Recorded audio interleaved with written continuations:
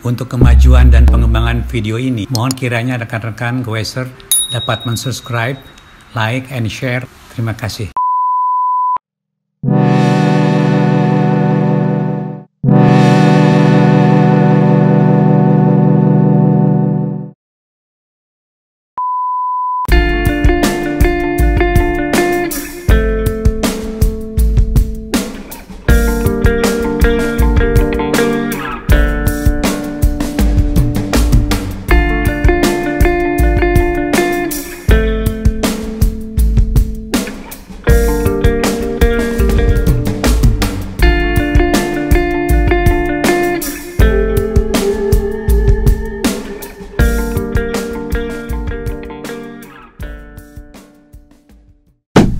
Assalamualaikum warahmatullahi wabarakatuh. Para sahabat Danis Bike, apa kabar? Mudah-mudahan semuanya dalam keadaan sehat dan mendapatkan keberuntungan selama ini. Mudah-mudahan juga semuanya sejahtera, diberikan karunia oleh Tuhan Yang Maha Kuasa. Teman-teman, kembali lagi untuk persepedaan. Saya sangat senang membahasnya karena memang materinya tiada pernah ada habisnya, ya. Dan juga bagi saya adalah materi-materi juga yang saya anggap menarik, teman-teman. Jadi mengenai sepeda, ya, itu udah banyak lah yang membahasnya, para vlogger yang lainnya juga demikian. Tapi balik-balik lagi, saya mencoba untuk satu topik yang sering juga dibahas, yaitu mengenai ban, teman-teman. Ban sepeda ini merupakan suatu komponen, ya, yang menurut saya itu sangat esensial sekali, karena memang dengan ban lah, ya, sepeda itu bisa bergulir dengan baik, dengan nyaman, ya, dengan tekanan yang memadai, sehingga kita bisa merasakan sepeda itu jalannya empuk, ya, dan tidak mudah tergelincir. Nah, inilah ban ini menurut saya perlu diperhatikan, karena ban yang bagus itu merupakan suatu syarat, ya, untuk keselamatan bersepeda. Oke, teman-teman, untuk aspek ban, ya, merupakan suatu komponen ya yang memang harganya tidak terlalu mahal, ya. Tapi menurut saya, walaupun harga tidak terlalu mahal dibandingkan dengan komponen yang lain, ya, itu juga perlu kita lihat, ya, kondisinya, sehingga selalu ban itu dalam keadaan baik, teman-teman, ya. Ini, ya, ban itu jangan kita abaikan, ya, kondisinya selalu dalam keadaan baik. Baik itu mengenai pola tapaknya, ya, keadaannya dan lain-lain, ya, karena dengan kondisi yang baik kita akan terjamin, ya, untuk melakukan perjalanan seperti itu. Oke, pada kali ini saya akan membawakan judul yang berulang, tapi ada satu aspek yang akan saya tekankan pada judul ini, yaitu ini, teman-teman, nih, bagaimana kita mendapatkan suatu ban, ya, atau mengidentifikasi lah, ya, ciri dan indikator ban luar sepeda itu yang harus diganti ini, ya. Jadi memang ban itu mempunyai masa pakai, ya, dan keausan yang harus kita perhatikan, ya. Nah, apa tujuannya? Itu untuk mencegah, ya, ban pecah dan sepeda tergelincir seperti ini. Oke, ini saya ada sedikit cerita, teman-teman, ya. Sedikit cerita mengenai ban, ya, yang memang kejadian ke teman saya dan saya sendiri. Nah, saya tercetus ide membahas ban ini, ya, yang memang harus kondisi kita perhatikan itu kurang lebih sebulan lalu. Teman saya, Ariwandi Hamid, itu menemani putrinya untuk mengadakan maraton lah, ya, di Singapura kemudian, ya. Nah, sambil udah Ariwandi itu ke Singapura, dia juga membawa sepeda, teman-teman. Sepedanya sepeda lipat. Oke lah, ya. Nah, sepeda lipat ini kebetulan juga waktu itu kan saya yang mengadviskan komposisi komponennya, termasuk bannya juga. Nah, ban terakhir saya berjalan dengan yang bersangkutan ke daerah Cilegon ya, ke daerah Cilegon, ke Rangkas Bitung sana. Memang ban belakangnya itu ya sudah agak tipis teman-teman, ban belakangnya ya. Bannya tipe rabbit ya, tipe agak sedikit gravel ya, yang udah agak tipis. Nah terus kemudian yang nggak lama berselang, 2 minggu kemudian yang bersangkutan ya ke Singapura lah ya.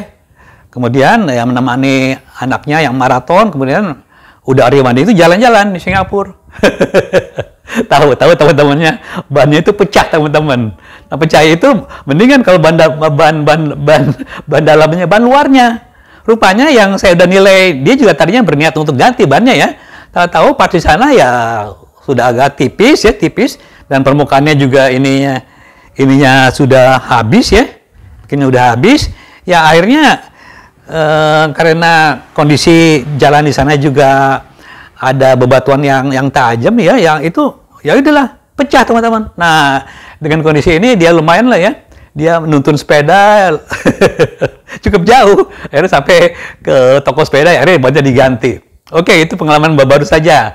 Nah, pengalaman saya yang lama mengenai ban juga ada teman-teman. Yaitu saya waktu keliling Pulau Bali dengan sepeda jenis flat bar teman-teman ya, flat bar yang bannya kecil, seperti ini ya. Bannya juga itu sama ya. Bannya juga saya juga udah merasakan bahwa ban yang saya gunakan itu sudah agak tipis. Nah, kemudian saya jalan ke pesisir pantai. Di sana ya sedikit-sedikit melintasi jalan yang agak berkarang ya. Nah, kemudian setelah saya kembali dari pesisir pantai ya, saya goes. Pada saat itu mungkin ada hari keberapa ya, saya goes, kemudian rupa pecah teman-teman bannya. Nah, pecahnya itu saya sangka itu pecah ban dalam. Tahu-taunya saya ganti ban dalamnya. Ya, kemudian saya pompa, saya nggak menyangka bahwa itu yang robek itu ban luarnya. Udah akhirnya saya ganti ban dalamnya yang kedua ya. Yang pertama sudah saya singkirkan, yang kedua saya ganti ban dalamnya, saya pompa lagi. Nggak lama kemudian saya tidak memeriksa ya, ban luar itu robek. Kemudian saya goes, nggak jauh padahal kira-kira 200 meter pecah lagi. Nah, pas saya periksa, ya ban dalamnya rupanya teman-teman. Ban dalamnya itu sudah tipis, akhirnya robek, akhirnya ya pecah lah gitu ya. Ya oke. Terus yang ke pengalaman selanjutnya yang ini kurang lebih bulan lalu ya. Saya memang pada saat itu saya menggunakan ban sepeda yang memang kondisinya kelihatannya ya bannya masih bagus ya. Seperti inilah ya, bagus. Tapi usia pakainya ya itu sudah lama teman-teman. Sehingga bagian-bagian yang ininya tuh sudah agak rapuh. Nah, belum sampai saya ke daerah Bintaro, ban sininya ya melalui trotoar saya ya. Tapi nggak kena sedikit batu lah, sama pecah langsung itu bannya. Duar aja ya.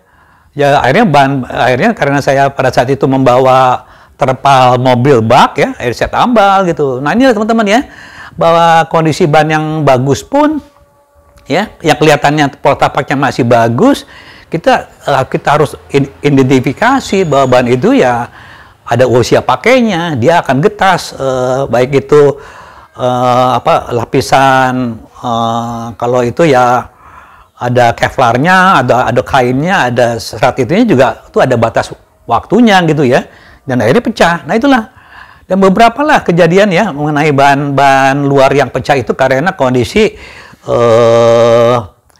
dia itu ya kebanyakan yang sudah tipis dan digunakan. Ada juga yang saya alami ya bannya itu ya masih bagus tapi karena usaha pakainya.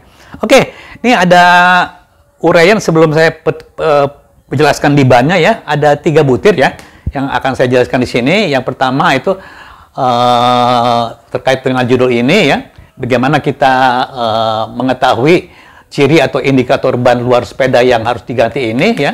Pertama itu latar belakang ya, mesti menggunakan ban luar yang layak pakai. Kenapa latar belakangnya? Kemudian yang kedua, kesulitan mengetahui kondisi ban luar yang layak pakai. Ini yang poin yang ketiga, indikator praktis mengetahui ban luar yang masih layak dipakai. Oke, ini saya jelaskan satu-satu teman-teman ya. Jelaskan satu-satu seperti ini. Yang pertama nih, latar belakangnya mesin menggunakan ban luar yang layak pakai ini. Ya, terus terang kalau misalnya kita terutama yang pegawai yang kecepatannya tinggi teman-teman ya, road bike ya, atau yang senang belusukan ya, yang melalui medan-medan yang kritis ya, yang berbatuan nanti itu dengan kecepatan yang atau turun ya, itu bahaya ya. Andai kata ban itu pecah teman-teman ya, ban luarnya pecah ya. Ya kalau itu. Nah ini untuk ini keselamatan pegawai teman-teman. Kita konsentrasi atau mengutamakan itu keselamatan pegawai. Tidak bisa tidak ini, sasarannya ini. Kita menggunakan ban yang harus layak pakai itu. Yang kedua adalah risiko kecelakaan karena ban luar yang pecah ini. Ini kalau mobil di jalan tol ini bahaya ini. Namanya itu mobil di jalan tol. Kalau sepeda itu ya untuk sepeda yang kecepatan tinggi, yang sepeda road bike, sepeda MTB yang menempuh jalan-jalan yang gravel, yang berbatuan, yang turun, ini berbahaya ya. Dia kata membentur batu dan kondisi bannya pecah ya. Oh itu bisa bahaya teman-teman ini. Bisa terjadi kita tidak selamat. Terus yang ketiga, nah ini untuk ban yang umum kita gunakan pada saat touring ini.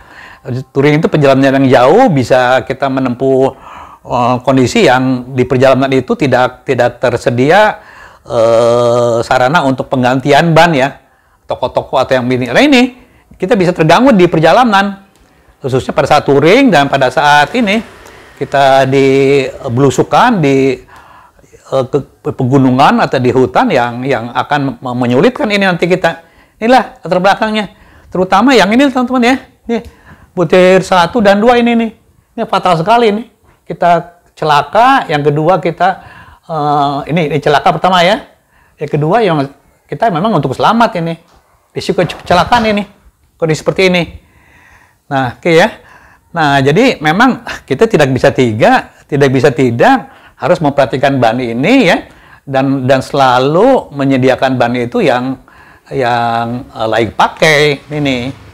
Oke, yang kedua ini. Kedua adalah kesulitan untuk mengetahui kondisi ban luar yang layak pakai. Ya inilah ya, kita kadang-kadang tidak ya, termasuk saya sendiri ya. Kadang-kadang ini agak terabaikan ini karena merasakan bahwa ban itu masih dalam kondisi yang baik, yang layak pakai. Padahal kenyataannya tidak demikian teman-teman. Oke, indikatornya itu adalah ya. Nah ini hal yang menyebabkan kita sulit menilai ban layak pakai itu. Yang pertama, itu tidak semua ban sepeda ya mencantumkan kode minggu atau tahun produksinya. Ini teman-teman nih ya. Nanti ini saya perlihatkan ya. Yang kedua ini ya, ciri-ciri atau batas keausan ban yang masih aman digunakan. Ini jadi kita gimana menentukan ciri-cirinya. Oke, nanti saya jelaskan peragakan dengan bannya. Yang ketiga ini, ban yang tapaknya masih tebal bukan sebagai acuan layak pakai. Nah ini juga nih, ban yang tebal juga tidak bisa sebagai acuan layak pakai. Kondisi seperti apa? Oke, yang pertama nih, tidak semua ban mencantumkan kode minggu dan tahun produksinya. Ini contohnya nih ya. Contohnya, nih teman-teman nih, ini ada contoh ya, ban yang punya identifikasi ini kode ya. Kode dari produksinya seperti ini, oke?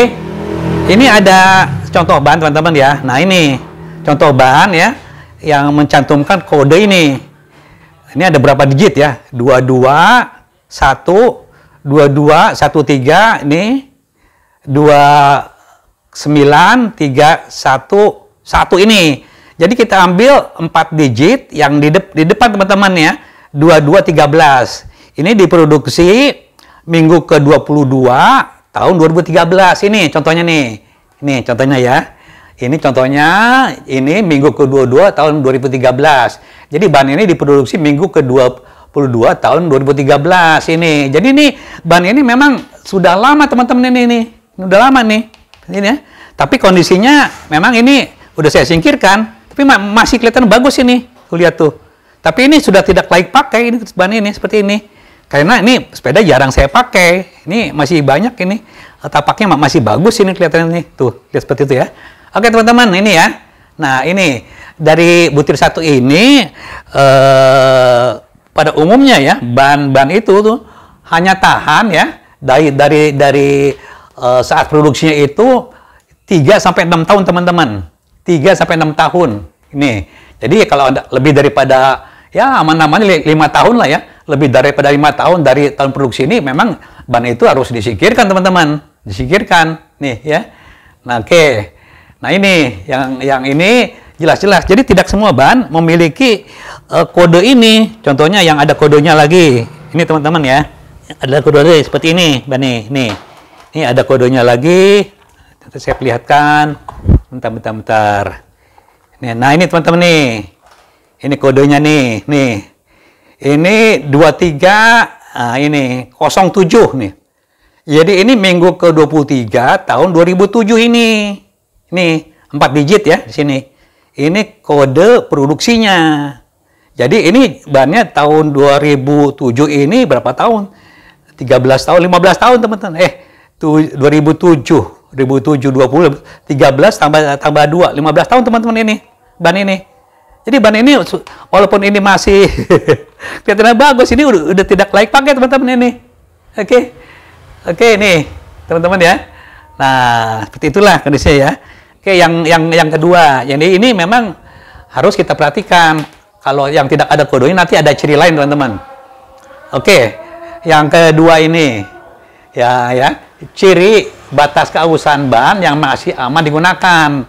Ini teman-teman nih. Ini memang pola tapak ya. Ban itu memang satu indikator untuk mengetahui keausan ban ini. Pola tapak ini. Pola tapak ini ya. Ini ciri-ciri batas ini ya. Ini ciri-ciri batas keausan ban yang masih aman digunakan. Nih, contoh ini teman-teman ya. Ini ban ya. Ban yang sudah mendekati aus teman-teman ya. Ya, sudah mendekati aus dan ini rata ya. Ini dalam kondisi yang seperti ini ya. Ini udah kritis teman-teman. Jadi pola tapaknya ini sudah hampir hilang ini. Kalau kita tekuk ini ya. Ini ketebalannya juga sudah kurang teman-teman ini. Jadi udah menipis dan pola tapak seperti ini dalam kondisi kritis ini. Ya sebaiknya untuk kondisi yang seperti ini bannya harus diganti gitu ya. Nah, seperti inilah ya kondisi yang kritis. Tadinya tebal teman-teman ya. Ya paling tidak untuk kondisi yang seperti ini ya. Itu ada jarak masih kelihatan ya. 0,5 mili kali ya atau 0,3 barangkali ya. Pokoknya ini udah kritis nih. Nah, janganlah kurang daripada ini teman-teman ini. Kita harus ganti karena memang di sini rawan pecah ya. Di samping usia ya di sini juga daya cengkeramannya ini udah berkurang teman-teman seperti ini. Oke, contohnya yang ini lagi nih ya. Yang ini untuk ban ya. Yang gundul teman-teman. Nah, ini bannya ban road bike yang gundul seperti ini. Nah, ciri-cirinya ini ya, ban tipis itu kita mudah teman-teman. Ini permukaan tapaknya ini ya. Andai kata ban sudah tipis ini, kita tekuk aja di sini, tekuk nih. Nah, kalau ini masih tebal teman-teman. Dan kita bisa raba dengan jari ini, ketebalannya ini. Andai kata sini udah tipis ya, dan kita tekuk ini mudah tertekuk, itu artinya ban memang sudah tidak layak pakai. Permukaan tapaknya ini sudah tipis teman-teman. Nah, ini masih tebal teman-teman. Kalau saya tekuk ini ya. Ini masih kelihatan tekukannya itu lingkarannya besar. Tapi kalau tekukannya lingkaran tipis seperti ini, tipis ya. Nah, ini artinya tipis. Nah, kita rasakanlah dengan jari ini ya. Antara dalam dan luar ini memang ban itu kelihatan tipis. Seperti itulah ya. Oke, nah seperti ini ya. Ini ciri batas keausan ban yang masih aman digunakan. Nah, inilah. Jadi aman digunakan itu dari pola tapaknya. Kemudian untuk ban-ban yang seperti ini teman-teman ya. Nah, yang MTB ya. MTB lebih mudah teman-teman ya. Karena ini pola tapaknya besar ya, pola tapak yang besar ya. Dan permukaan tonjolannya juga di sini tinggi ya. Andaikan di sini udah kelihatan aus ya, ada keausan ya. Ini jaraknya kurang lebih masih lebih aman ya. Minimal 1 mili lah ya. Minimal 1 mili teman-teman. Ini ada 2 mili ya. 1 mili lah masih aman ya. Ini setelah itu ya kita harus kita singkirkan, karena memang ini nanti tidak akan menggigit ya, tidak akan mencengkeram ke kondisi di lapangan ya, di tanah, lumpur dan lain-lain seperti itu. Oke, yang ketiga ini. Nah, ban yang tapaknya masih tebal bukan sebagai acuan layak pakai. Nah, seperti ini. Ini ya. Ini ban ini masih tebal, teman-teman ya. Tapi ini tidak layak pakai, terus terang aja ini. Karena apa? Nah, caranya ya kita bisa ketahui dengan ini. Ada kata di sini ada indikator ya. Indikator minggu produksi ini ya, kita bisa ketahui. Ini usianya udah 15 tahun teman-teman ini. Ya, 2307 ya. 07 tahun 2007 teman-teman ini. 13 tambah 2, 15 tahun ini. Jadi paling tahan ini sampai ya 6 tahun paling lama lah ya. Seperti ini. Nah ini tidak bisa digunakan ban ini seperti ini. Karena lebih dari 6 tahun teman-teman. Nah yang kedua kita dengan mudah ya. Kita tekan ini teman-teman. Walaupun ini masih bagus kita tekan ini. Nah karet ini udah keras teman-teman nih. Sudah tidak lentur lagi. Ini juga indikator bahwa ban ini memang komponnya ya. Ini sudah kaku, getas ya. Dan yang lainnya yang lebih mudah yang kita ketahui ya, ini getas itu bisa diketahui dari ini. Andai kata ada yang pinggiran-pinggiran itu dia boton-botonnya. Nah ini contohnya ini ya. Ini somplak teman-teman ini. Karena udah getas ya, ini somplak nih somplak tuh ya. Seperti inilah. Jadi ini tidak layak pakai teman-teman. Di samping usia jelas ya, ada kodenya di sini. Dia ininya keras, karetnya udah keras, dan ini ada yang somplak teman-teman seperti itu. Nah ini juga somplak teman-teman. Nah seperti itu tuh ya. Ini lebih mudah ya untuk ban-ban ini, ban yang jenis MTB. Nah kalau yang ini teman-teman ya, ini tidak ada ini kode dari masa pakainya. Tapi kalau saya pegang kayak saya pencet ini teman-teman ya. Nah ini ya, ini masih empuk teman-teman itu. Masih empuk nih, tuh. Jadi ini layak pakai. Di samping itu kita dengan mudahnya kita lihat ya, kita tekuk ini ya. Ini tidak ada keretakan teman-teman nih, tuh ya. Ini kalau kita tekuk ya, ini sebenarnya bisa dilihat dari pada saat kita tekuk ya. Nah ini tidak ada keretakan teman-teman tuh. Tapi udah keras. Ini juga tidak ada keretakan tuh ya. Ini bead sheetnya ini ya, bead sheetnya ini nih dinding sampingnya masih bagus teman-teman sebenarnya ya, tapi pola tapaknya ini udah keras ya, tidak boleh digunakan ini. Seperti itulah ya. Jadi kalau misalnya ininya dinding sampingnya retak, itu lebih mudah kita identifikasinya. Ini tidak retak teman-teman. Nah ini ada retak halus biasanya di sini ya, retak-retak rambut. Nah untuk mencirikan yang ban tidak layak pakai seperti ini juga ini ya. Ini yang mudah ini teman-teman nih. Nah ini yang tadi ya. Ini tuh udah tidak layak pakai ini tahun 2013 ini ya. 13 nih ya. Nah ini masih bagus ini. Tapi kalau kita lihat dinding-dindingnya nih. Nah ini tuh. Ini udah retak teman-teman tuh. Retaknya retak besar ya. Kadang-kadang ini fatal teman-teman ya. Fatal. Kadang-kadang retaknya hanya retak rambut aja. Nah ini tidak ada retak tuh. Retak seperti ini. Ya ini tidak boleh teman-teman. Ya. Untuk yang lain misalnya kita lihat yang ini ya. Ini kelihatan ini masih bagus teman-teman ya. Kalau kita ini tekuk ke sini, ini retak ini. Ini tidak ada keretakan teman-teman. Tuh. Masih bagus ya, tidak ada keretakan. Ini juga masih baru teman-teman ini, masih baru. Ininya juga masih kuat itunya ya, ininya masih bagus ya, pola tapaknya masih tinggi utuh. Ini masih ada serabutnya, serabut ban baru ini belum terlalu lama teman-teman. Nah ini seperti ini ya, kalau kita tekuk ini ya, ini akan kelihatan di sini ya, ada retak-retak. Kita ini juga retak. Ini memang harus diperiksa teman-teman ya. Kita buka, kita uji seperti ini. Oke, ini ya.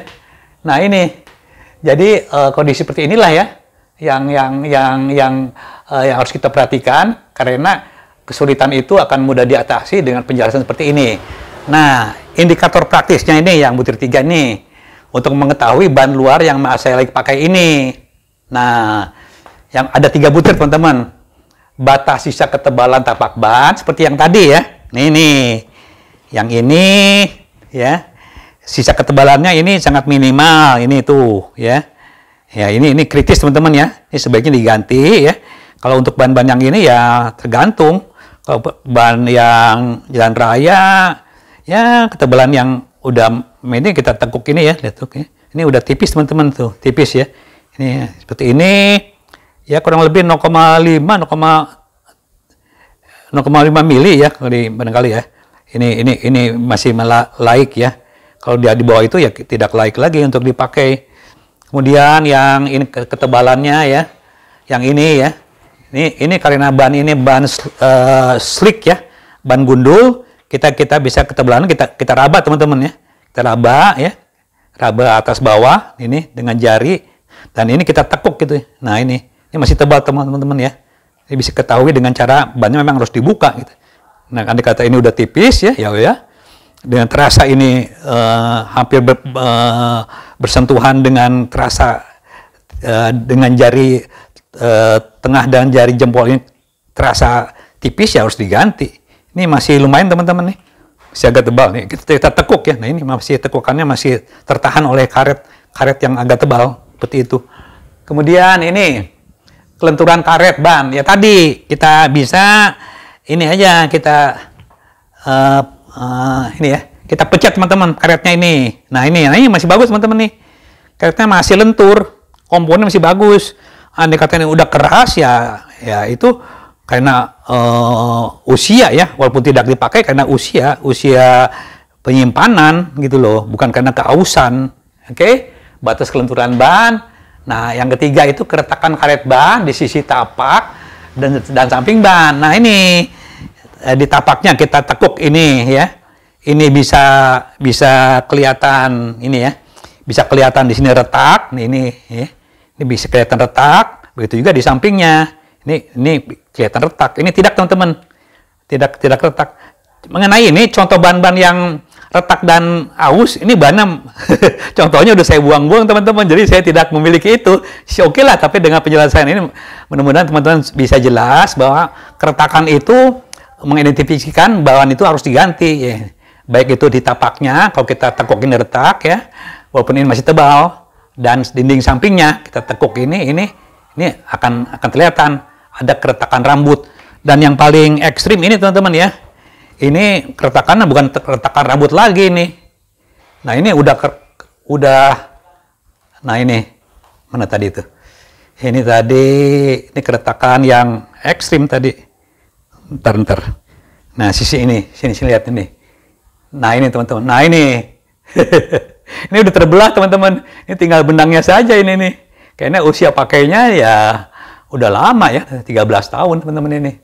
Nah ini lihat juga ini ya. Ini juga tuh, atasnya masih bagus, tapi ini retak. Kadang-kadang nggak gini, keretakan rambut pun lagi kita harus perhatikan ya. Ini keretakan rambut tidak ada, tapi langsung dia keretakan yang fatal, hampir robek teman-teman ya. Oke, seperti itu penjelasannya mengenai kondisi-kondisi ban yang tidak layak pakai. Dan tadi telah saya jelaskan bagaimana dengan mudahnya kita mengidentifikasi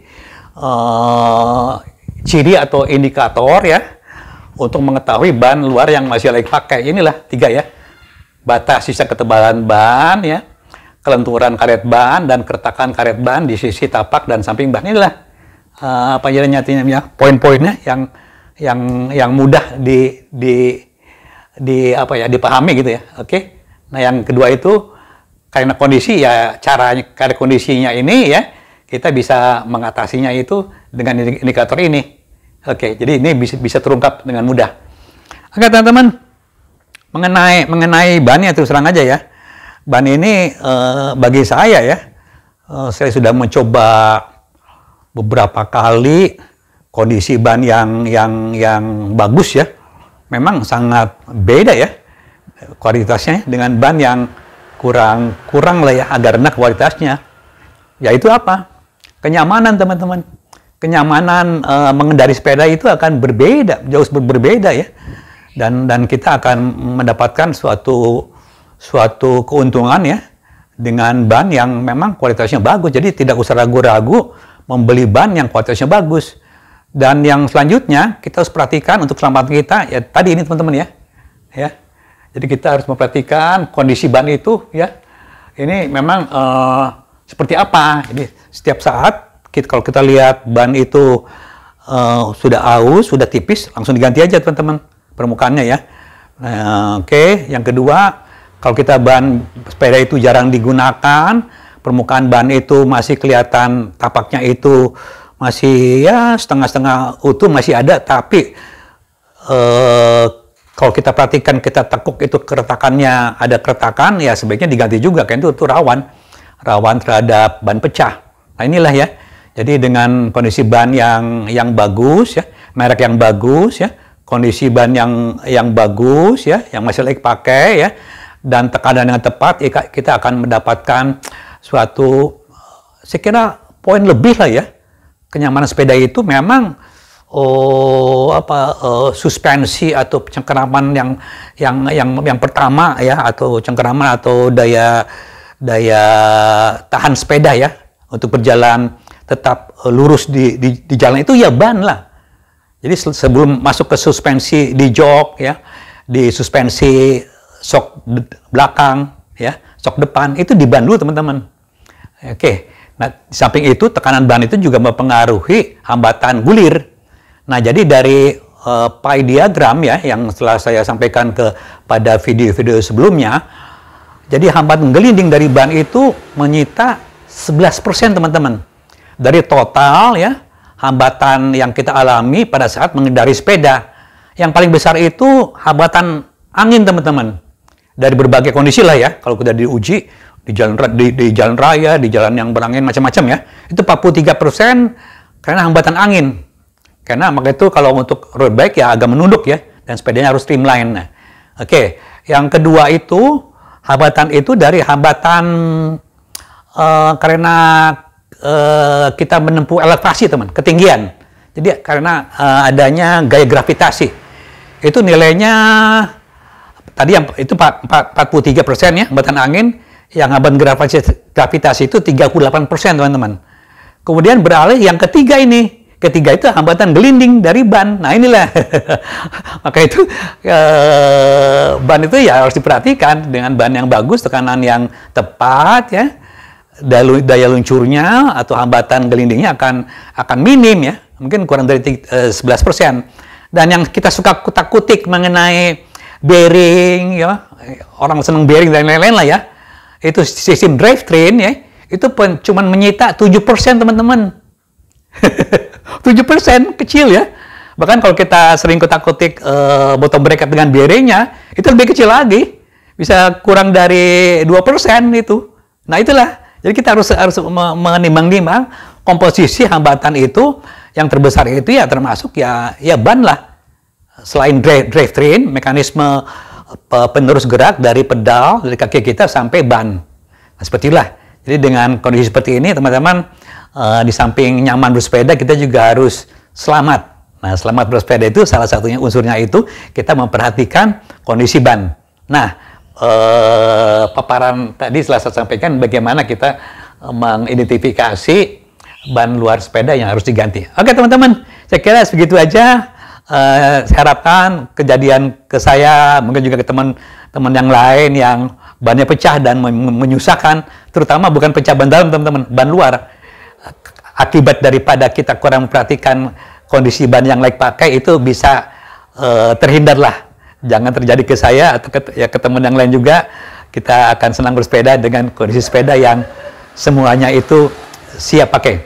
Oke, saya kira demikian aja penjelasan saya. Mudah-mudahan teman aware, menyadari betapa pentingnya kita menggunakan ban yang bagus. Dari Danis Bike, saya ucapkan terima kasih banyak. Assalamualaikum warahmatullahi wabarakatuh.